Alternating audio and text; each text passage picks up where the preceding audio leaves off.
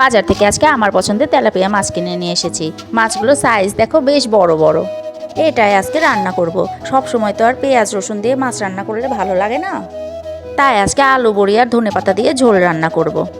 আগে আমার শাশুড়িকে দেখতাম ঠিক এইভাবেই তেলাপিয়া মাছ রান্না করতো, তাই আমিও সেইভাবেই আজকে তেলাপিয়া মাছ রান্না করব। মাছগুলো প্রথমে হলুদ লবণ দিয়ে মাখিয়ে রেখে দিলাম, তারপরে আলু কেটে নিয়েছি আর এই যে তেলে বড়িগুলো লাল লাল করে ভেজে নিয়েছি। এবার বাটা মশলাগুলোতে জল দিয়ে রেখে দিলাম, মাছগুলো সব এক এক করে ভেজে নিলাম। এবার আলুগুলো ভেজে মশলা দিয়ে কষিয়ে নিলাম, এবার জল দিয়ে দিলাম। ঝোল ফুটে উঠলে মাছগুলো ছেড়ে দেবো, কিছুক্ষণ ফুটে উঠলে তারপরে নামানোর আগে ধনেপাতা ছিটিয়ে দেবো। ব্যাস হয়ে গেল আমার মাছ রান্না। গরম ভাতের সাথে আলু বড়ি আর কাঁচামরিচ টিপে মাছ ভেঙে নিয়ে পুরো এক থাল ভাত আমি নিমিশেই শেষ করে ফেললাম। ওহ, সেই টেস্টি ছিল গো। ও মা, ভাত খেতে দাও। এই তো দাঁড়া আসছে বাবা। তোমরা কিন্তু নতুন নতুন রান্না পেতে আমার চ্যানেলটি সাবস্ক্রাইব করতে ভুলো না, আর লাইক কমেন্ট করে পাশে থাকবে। ভিডিওটি কার কার ভালো লেগেছে অবশ্যই জানাবে কিন্তু, আর তোমরাও এই রেসিপিটা বাসায় একবার ট্রাই করবে।